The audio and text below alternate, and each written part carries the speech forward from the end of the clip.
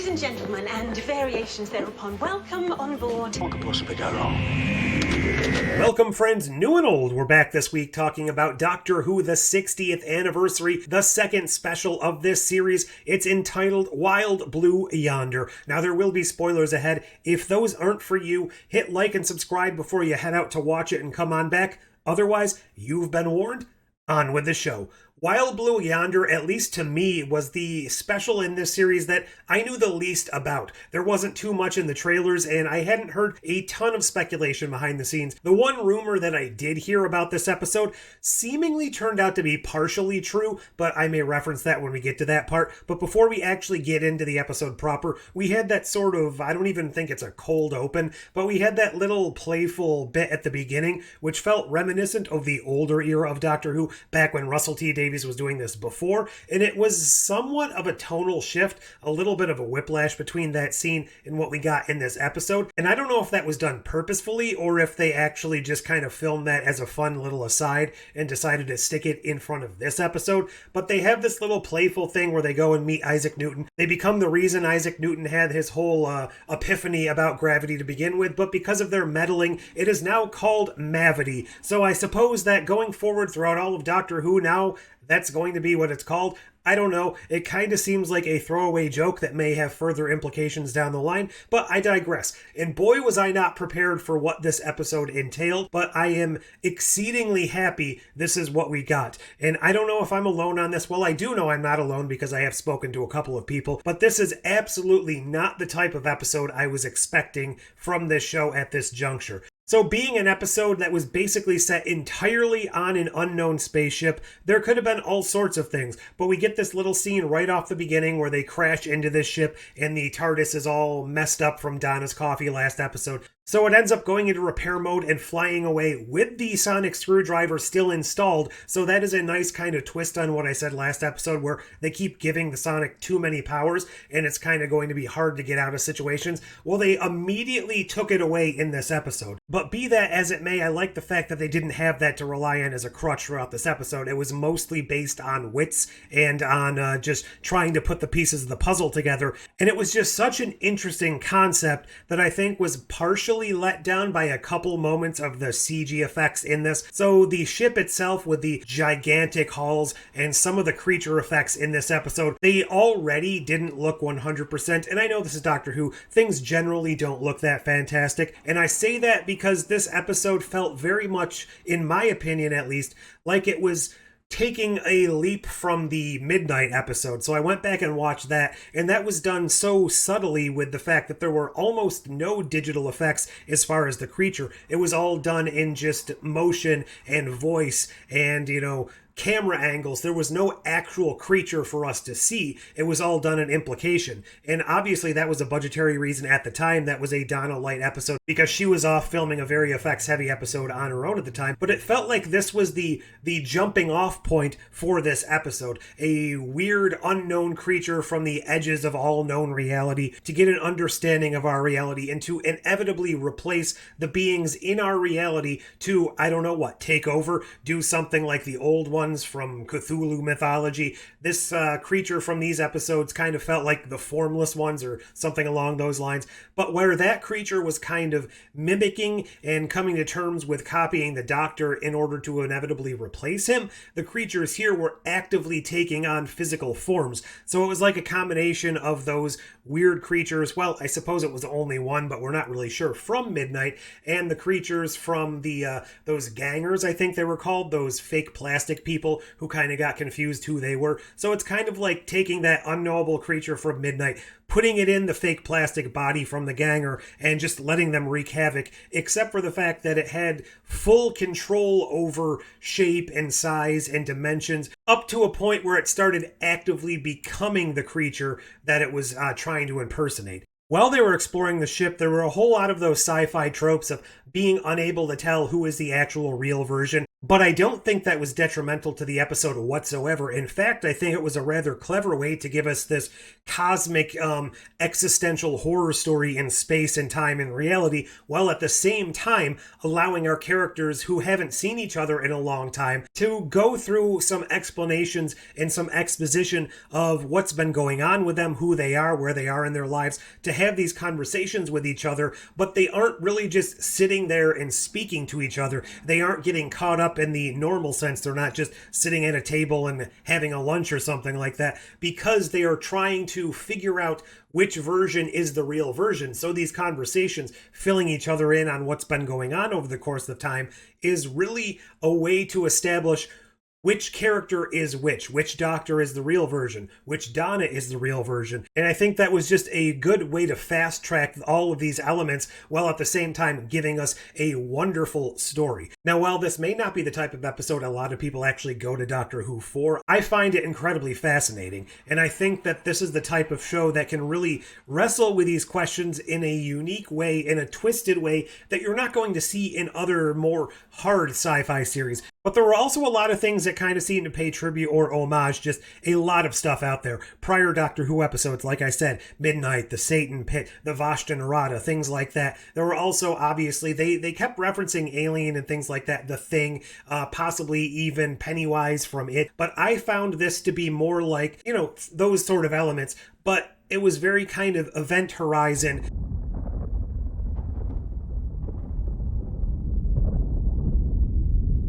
And then what's very interesting, at the very end of the episode, when they get back to Earth, spoilers for next episode, I suppose, and everything's going haywire, that felt very much like In the Mouth of Madness. Do you read Sutter Kane? Which is kind of similar in tone and similar in style and similar in just broad strokes to a Cthulhu-type mythology. So I thought it was kind of interesting to sort of marry them together in this storyline going on. One thing that was mentioned fairly often in this episode was creation. We're at the edge of creation, all of creation, kind of referencing the known universe, existence, things like that. But the fact that it was referenced as creation instead of anything else that's more quote-unquote scientific, I suppose, really kind of struck me because, we've got this whole toy maker thing going on. We've got this theory that things may be taking place in an alternate reality. This isn't real. It's a created world, something along those lines. So is that supposed to be a hint? Because it just felt a little bit interesting that they are referring to everything that exists as creation. Once again, I digress. That may just be overthinking something that's just a common phrase. Yes, I've heard it before. I'm obviously not thinking they created it for the show. I'd also like to address this because during the scene when Donna was trying to figure out if the doctor was real, he took the tie off and it disappeared. When something is gone, it keeps existing. I'm also incredibly intrigued by when the doctor brought up that invoking the superstition at the edge of known creation, the thinness of the veil, all of that stuff was potentially a bad move, but they didn't really go into specifics or elaborate. I am very intrigued to see what sort of implications that may have down the line. Is that actually leading up to something? Is that a hint? Is that a clue? Are we going to see something in the future? Or were they trying to imply, because this being the edge of creation is kind of where everything originates and comes from, his whole mentioning of superstition is what creates that in the universe to begin with? Because I was kind of viewing this as not the edge of creation as far as it's just the edge of the universe and then there's something odd beyond it. I'm thinking of it as the edge of creation, meaning it's where creation starts. There's all of these formless, shapeless things out there, and as they cross that threshold and enter the reality, or whatever you want to call it, they take shape, they take form, and they become things that actually exist within the universe. So outside of that, they're things that exist in nothing. They don't have any form, they don't have any shape, so they have to become something, and he may be the one that actually converted all of these things into the monsters that we have in our universe, thus creating all of these things throughout history that have kind of plagued mankind, and alien kind, I guess you could say. So that could possibly be some sort of a predestination paradox, if you will, which leads nicely on to the whole, why did they arrive at this time? They brought up in the episode that the TARDIS brought them there just in the nick of time so that they could resolve things. Well, that makes sense, except when you realize the only reason the creatures on this ship, the fake Doctor and the fake Donna, were going to get out of the predicament to begin with is because the Doctor and Donna arrived for them to take their form, learn the plan, and to deactivate the bomb. So had the Doctor and Donna not arrived whatsoever, wouldn't everything have gone to plan and the ship would have self-destructed as it was intended by the Horus Guard from Stargate?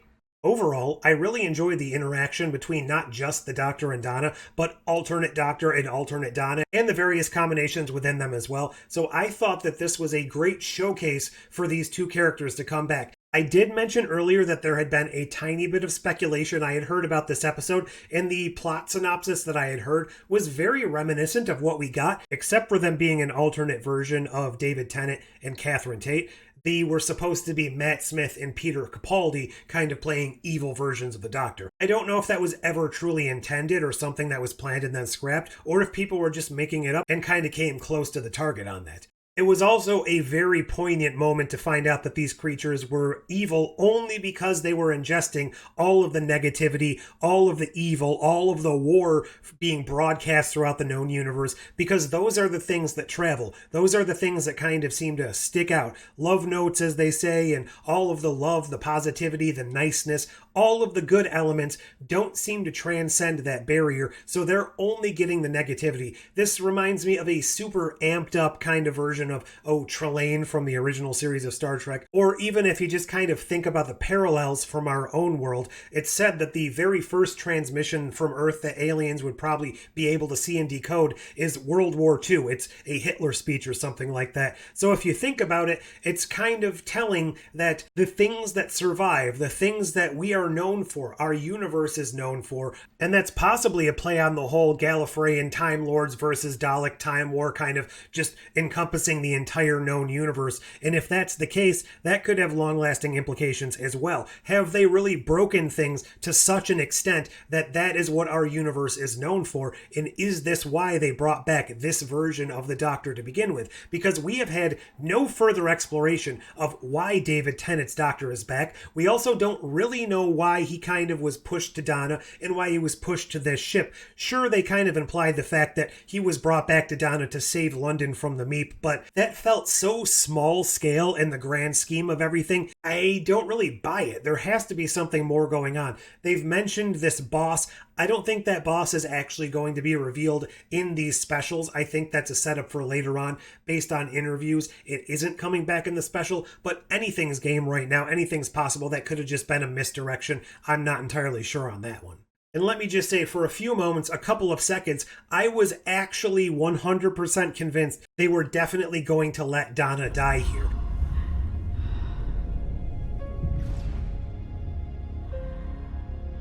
I thought that missed choice by the Doctor and that whole scene where she was just slowly accepting her fate as the explosion moved towards her, they lingered on that for so much longer than they typically do in these death fake-outs that I was almost certain that was going to be the big twist that was going on in this episode, that was going to completely blow our expectations. Now, of course, that didn't come to pass, but that's 2 out of 2 episodes in this special that we got a Donna Noble death fake-out. Does that imply the fact that she is actually going to die by the end of these specials, or are they just kind of unrelated and I'm thinking too much into them? Let me know that one down below also. But of course, I would be remiss if I didn't discuss the greatness of Wilf returning in this episode. It was a wonderful scene. It set up next episode fantastically, and it was just great to see these 3 characters interact with each other on screen, even though apparently it's going to be the very last we see of this character unless they show a little bit more at the beginning of next episode. At the end of the day, I have to say I very much preferred this episode to the last one. Sure, there was a lot more emotional impact last episode, but there was just so much more to just chew on in this episode that I just have to say this is probably my favorite Doctor Who episode in a long time, possibly even since like mid-Matt Smith era. But those are just my thoughts. What are yours? Did you like this episode? How are you finding the special so far? Why did David Tennant's Doctor come back? Is Donna gonna die? All of those questions, all those thoughts, whatever you want, leave that down below. Like, share, subscribe, do all those YouTube things. But until next time... Wilfred Mott. Oh, now I feel better. Now nothing is wrong. Nothing in the whole wide world.